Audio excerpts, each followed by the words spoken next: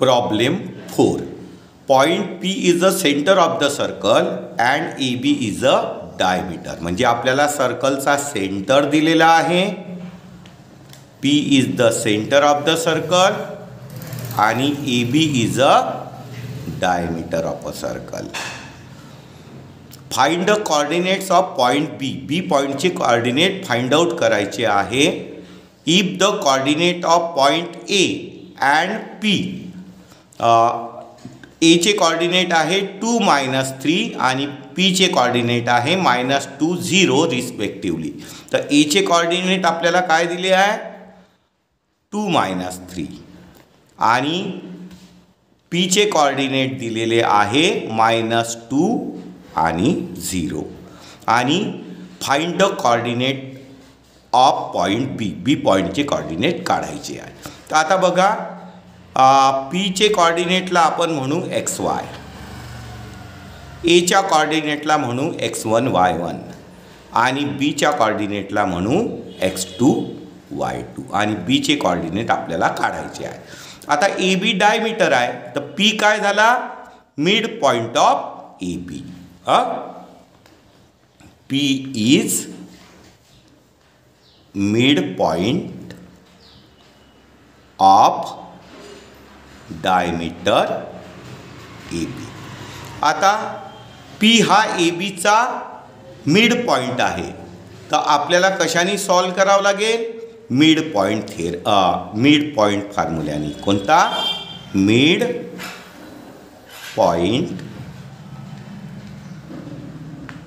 Formula.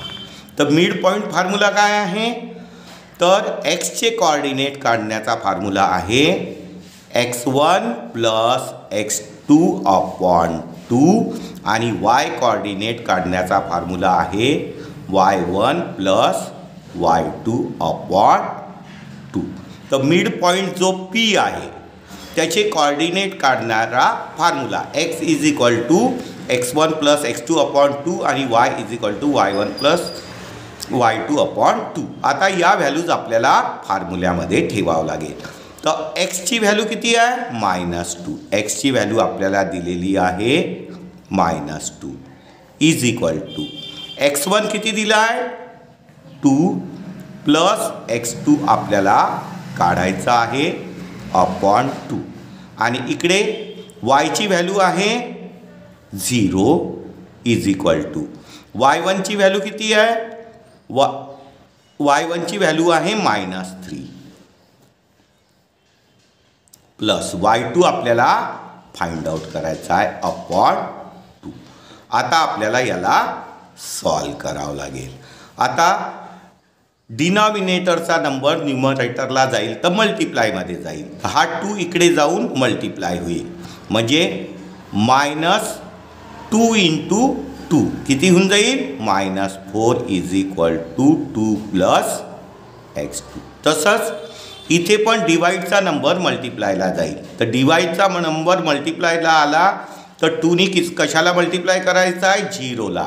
तर 2 ला 0 नी मल्टिप्लाय केलं तर किती येईल 0. 2 × 0 0 नी कशाला मल्टिप्लाय केलं तर 0 येते आणि इथे होईल -3 + y2.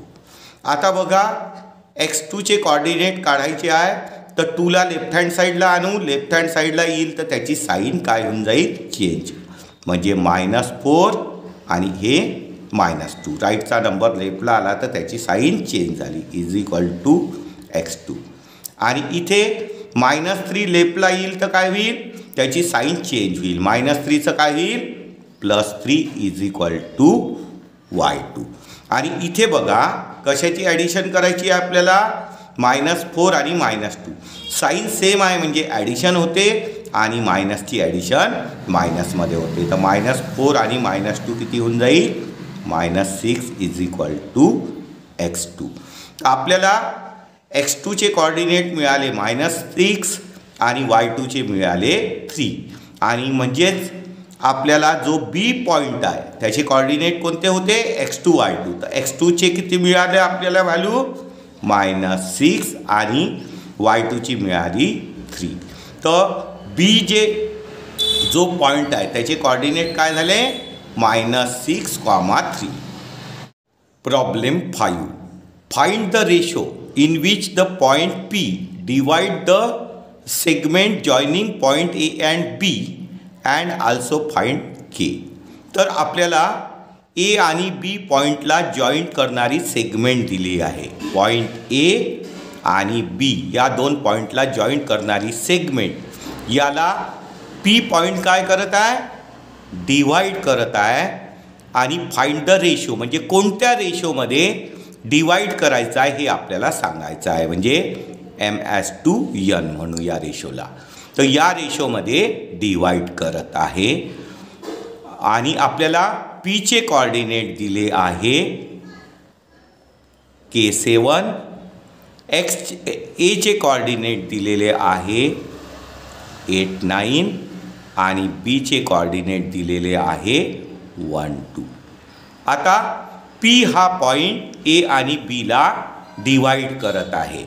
तर याचे कोऑर्डिनेट काढण्याचा जो फॉर्म्युला आहे त्याला आपण काय म्हणतो, सेक्शन फॉर्म्युला. म्हणजे कशाने सोडवावं लागेल, सेक्शन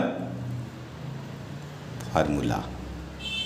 सेक्शन फॉर्म्युला काय, x काढण्याचा आहे, x कोऑर्डिनेट काढण्याचा mx2 plus nx1 upon m+n आणि y कोऑर्डिनेट काढण्याचा फॉर्म्युला आहे my2 plus ny1 upon m+n 2 आहे. आता याच्यामध्ये आपल्याला व्हॅल्यूज पुटअप करावं लागेल. तर P कोऑर्डिनेटला आपण म्हणतो xy, A कोऑर्डिनेटला म्हणतो आपण x1 y1 आणि B कोऑर्डिनेटला म्हणतो आपण x2 y2. आता या ज्या व्हॅल्यूज आहे या आपल्याला सेक्शन फॉर्म्युल्यामध्ये पुटअप करावं लागेल. तर एक्सची व्हॅल्यू काय आहे, k. तर इथे लिहावं लागेल k इज इक्वल टू एमची व्हॅल्यू रेशिओ आपल्याला फाइंड आउट करायचा आहे इंटू x2. x2ची व्हॅल्यू आहे 1 प्लस n फाइंड आउट करायचा आहे. x1ची व्हॅल्यू आहे 8 अपॉन m+n आणि yची व्हॅल्यू आपल्याला दिलेली आहे 7 is equal to m find out करायचा आहे इंटू y2 आपल्याला किती दिलेला आहे, 2 दिलेला आहे, प्लस n फाइंड आउट करायचा आहे इंटू y1 किती दिलेला आहे, 9 दिलेला आहे, अपॉन m+n. आणि आता आपल्याला याला काय करावं लागेल, सॉल्व करावं लागेल.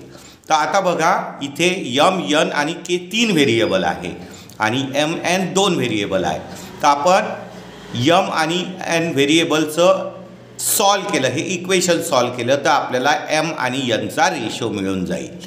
तर इथे काय करावं लागेल, क्रॉस मल्टिप्लिकेशन करावं लागेल. म्हणजे काय होईल, 7 म्हणजे डिनॉमिनेटरचा नंबर कुठे येईल, न्यूमरेटरमध्ये. म्हणजे 7 in bracket m+n is equal to, याला 2 नी मल्टिप्लाय केलं तर काय होईल, 2m प्लस 9 नी मल्टिप्लाय केलं तर 9n.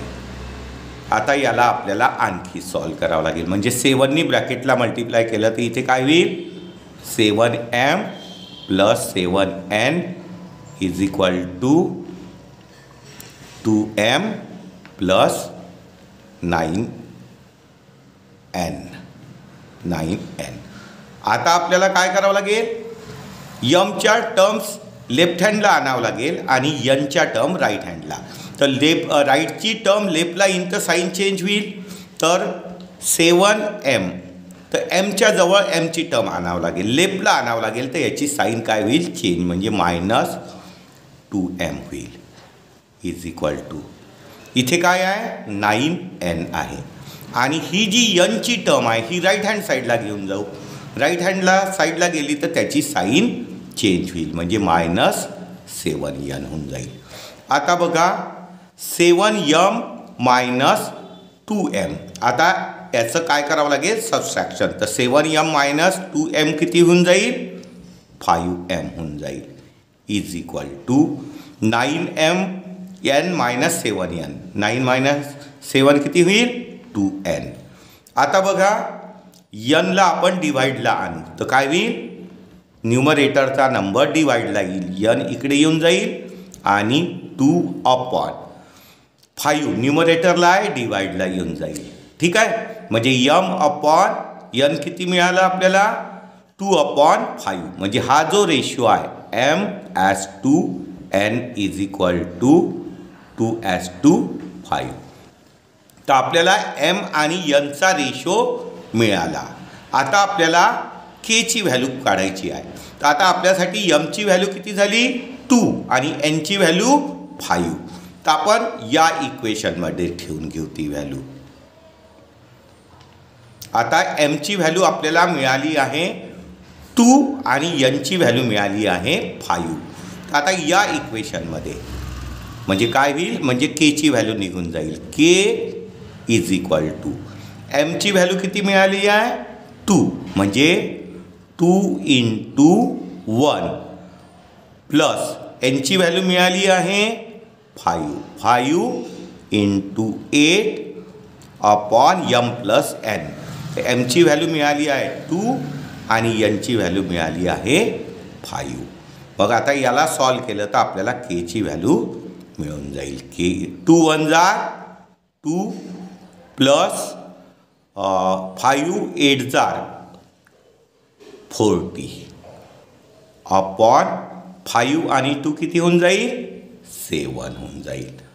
आता k इज इक्वल टू 40 + 2 42/7. मग काय होईल k इज इक्वल टू 7 × 6 = 42 म्हणजे k ची व्हॅल्यू 6 मिळाली आणि m/n चा जो रेशो आहे तो मिळाला 2/5. Problem 6. Find the coordinates of mid point of the segment joining the points 22,20 and 0,16. तर आपल्याला 2 पॉइंट्स दिलेले आहे त्याला आपण काय म्हणू A आणि B.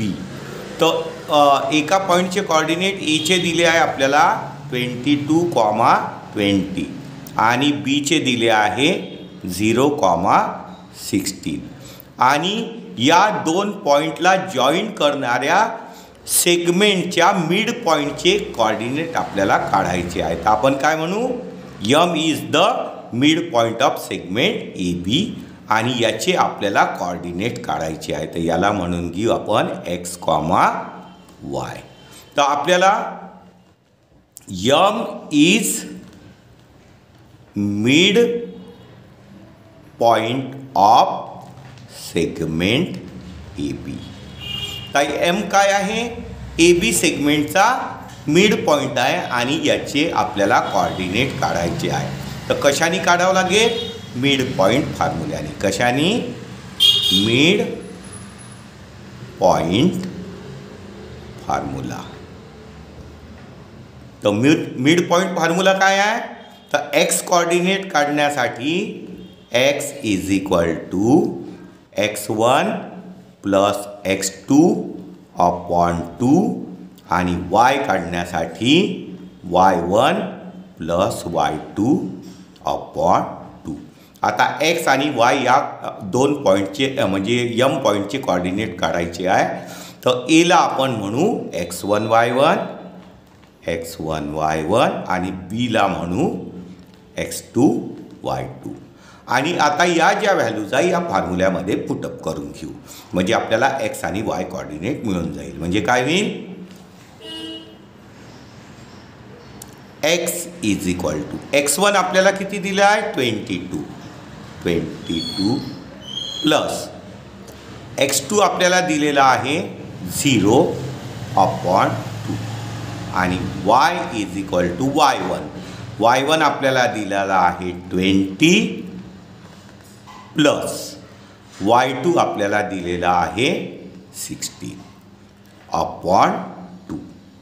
मग इथे काय होईल 20 + 0 काय होऊन जाईल 22/2 आणि इथे y इज इक्वल टू 20 आणि 16 किती होईल 36/2. मग याला आपण जर 2नी डिवाइड केलं तर 11 2 जा 22 आणि y इज इक्वल टू याला 2नी डिवाइड केलं तर 2 1 जा 2 कॅरी 1 16 2 8 जा. म्हणजे आपल्याला xच्या व्हॅल्यू मिळत आहे 11 आणि yची व्हॅल्यू मिळत आहे 18. मग m पॉईंटचे x कॉर्डिनेट आणि हा y कॉर्डिनेट झाला. तर m पॉईंटचे मिड पॉईंटचे x कॉर्डिनेट 11 होईल आणि y कॉर्डिनेट